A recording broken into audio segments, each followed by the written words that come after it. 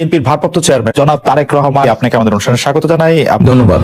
আমাদের শুভেচ্ছা এবং কৃতজ্ঞতা জানবেন। আমাদের সাথে আরো থাকছেন সজীব ওয়াজেদ জয়, আপনাকে আমাদের অনুষ্ঠানে স্বাগত জানাই। আমি প্রথম প্রশ্ন নিয়ে একটু সজীব ওয়াজেদ জয় আপনার কাছে আসতে চাই। আমাদের প্রথম যে প্রশ্ন সেটি হচ্ছে যে আমরা দেখেছি যে 5ই আগস্টে ক্ষমতার পট পরিবর্তনের পরে শেখ হাসিনা পালিয়ে যাওয়ার পরে তিনি ভার্চুয়ালি একটি জায়গায় তারপর দিনই ভার্চুয়াল বক্তব্য দিয়েছিলেন, বিভিন্ন অনুষ্ঠানে অনলাইনে সক্রিয় থাকছেন, বক্তৃতা দিচ্ছেন। দেশের পক্ষ থেকে এই দাবি আছে তাকে দেশে আসার, দেশে ফেরা উচিত, মানে সে সময়টা কখন হতে পারে? ওনার উদ্দেশ্য হচ্ছে অতি শীঘ্রই বাংলাদেশে ফিরে যাওয়া, রাজনীতি করার জন্য তিনি চান বাংলাদেশে ফিরে যেতে। এখন যেহেতু আমাদের দলকে আবার সংগঠিত করতে হচ্ছে, এটা তিনি করছেন। তিনি ভালো আছেন, হ্যাঁ, তিনি এখন দিল্লিতে আছেন, আমার বোন ওনার কাছে আছেন, আমার বন্ধু দিল্লিতে থাকেন।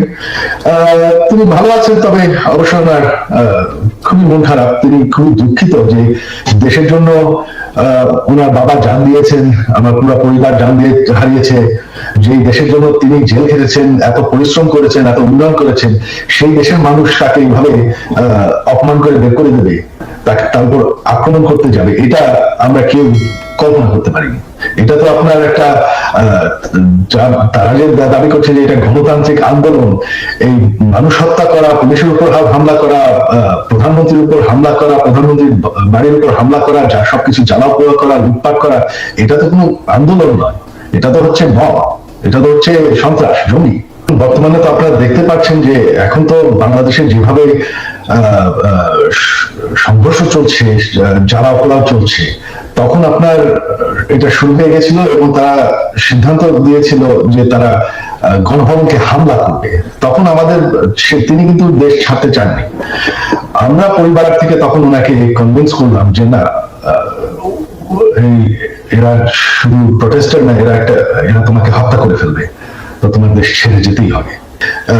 সরকার পতন হওয়ার আগে থেকে আওয়ামী লীগের নেতা কর্মীর উপর বিভিন্ন জায়গায়, ঢাকার বাইরে এবং ঢাকার ভিতরে হামলা চলছিল, তাদের কয়েকজনকে হত্যা করা হয়েছে।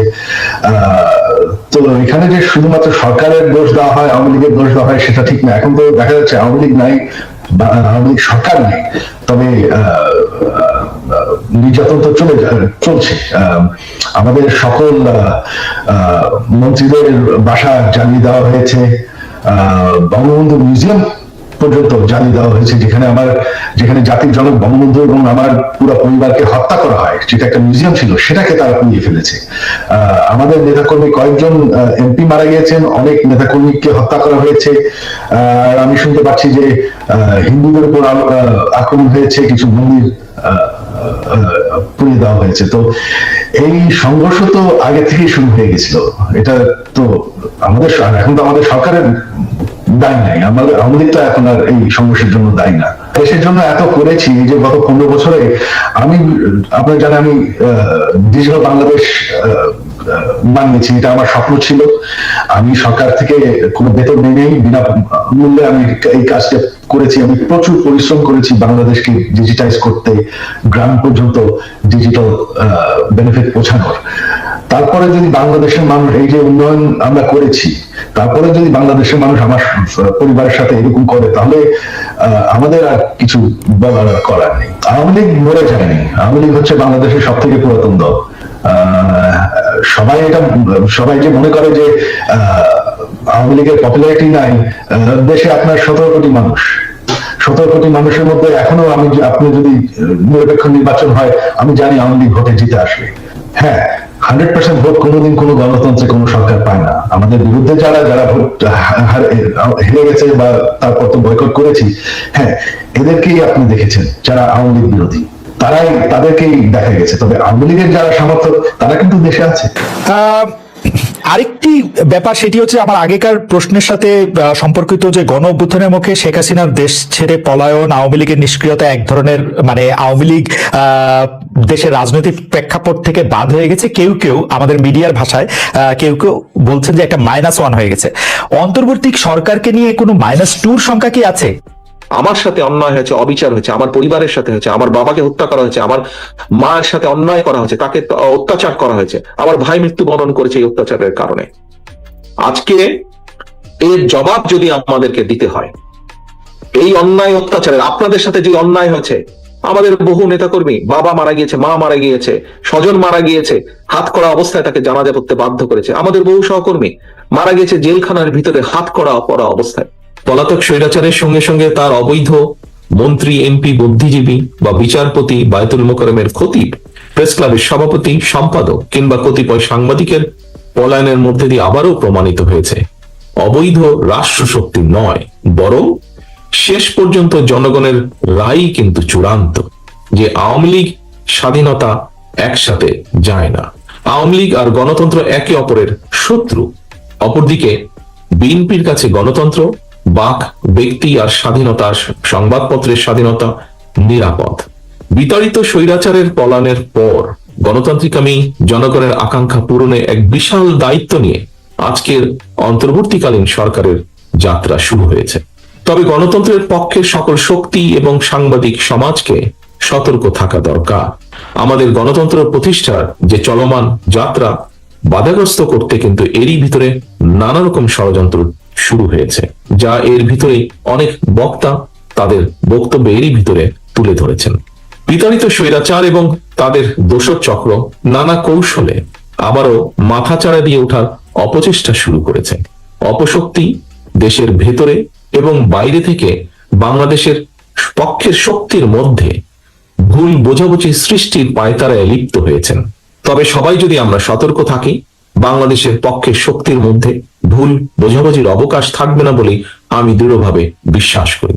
পলাতক মাফিয়া সরকার গত 1.5 দশকে বিএনপি সহ বিভিন্ন দল ও মতের হাজার হাজার মানুষকে হত্যা করেছিল, শত শত নেতাকর্মীকে গুম, অপহরণ করেছিল।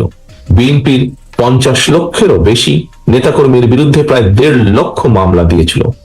লক্ষ লক্ষ নেতাকর্মী, বিএনপি সহ বিভিন্ন বিরোধী দলের লক্ষ লক্ষ নেতাকর্মী ঘর ছাড়া হয়েছিলেন।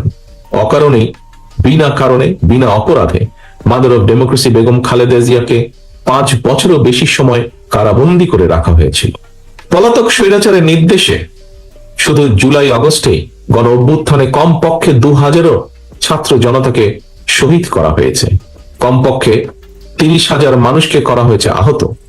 গণ অভ্যুত্থানের এই সময় শুধুমাত্র বিএনপি এবং এর অঙ্গ সহযোগী সংগঠনের শুধুই মাত্র 4 শতাধিকেরও বেশি নেতাকর্মী শহীদ হয়েছেন। এর বাইরেও যারা শহীদ হয়েছেন বা হতাহত হয়েছেন, হয়তো তারা সরাসরি বিএনপির কর্মী নন, তবে অবশ্যই তারা বাংলাদেশের পক্ষের শক্তির সাহসী প্রাণ।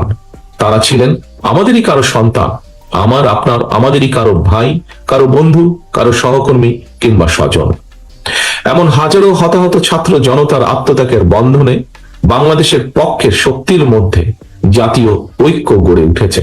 সুতরাং আমরা যারা বেঁচে আছি, শহীদদের আকাঙ্ক্ষার একটি গণতান্ত্রিক, মানবিক, বৈষম্যহীন বাংলাদেশ প্রতিষ্ঠার মাধ্যমে শহীদদের রক্তের ঋণ পরিশোধ করা আমাদের দায়িত্ব। একই সঙ্গে পলাতক স্বৈরাচার আর তার দোসররা যাতে রাজনীতিতে পুনর্বাসিত হতে না পারে, সেই ব্যবস্থা গ্রহণ করাও কিন্তু আমাদের কর্তব্য। এজন্যই যথাযথ আইনগত এবং রাজনৈতিক পদক্ষেপ নেওয়া প্রয়োজন বলে আমরা মনে করি। পলাতক মাফিয়াগুলিদের পুনর্বাসন ঠেকাতে তাদেরকে একদিকে আদালতে বিচারের মুখোমুখি করা প্রয়োজন, অপরদিকে তাদেরকে অবশ্যই জনগণের আদালতের রাজনৈতিক বিচারে প্রত্যাখ্যাত হওয়ার পরিস্থিতিতেও ফেলতে হবে। যদি এই দুয়ের সমন্বয় ঘটাতে পারি আমি দৃঢ়ভাবে বিশ্বাস করি গণবিরোধী বিতাড়িত অপশক্তি বাংলাদেশের রাজনীতিতে আর মাথা তুলে দাঁড়াতে সক্ষম হবে না। খুনি, লুটেরা, মাফিয়া এবং স্বৈরাচারী রাজনৈতিক অপশক্তিকে বাংলাদেশের রাজনীতিতে অপ্রাসঙ্গিক করে দিতে হলে জনগণের রাজনৈতিক ক্ষমতায়ন প্রয়োজন। ভোটের অধিকার প্রয়োগের সুযোগ পেলেই জনগণ তাদের রাজনৈতিক ক্ষমতা প্রয়োগ করে গণহত্যাকারী, খুনি, লুটেরা, পলাতক স্বৈরাচার এবং তাদের দোসরদেরকে রাজনীতির মাঠ থেকে বিদায় করে দিতে সক্ষম হবে। এ কারণেই বিএনপি মনে করে সংস্কার কার্যক্রমের পাশাপাশি একটি যৌক্তিক সময়ের মধ্যে অবাধ, সুষ্ঠু, নিরপেক্ষ নির্বাচন অনুষ্ঠান অবশ্যই প্রয়োজন।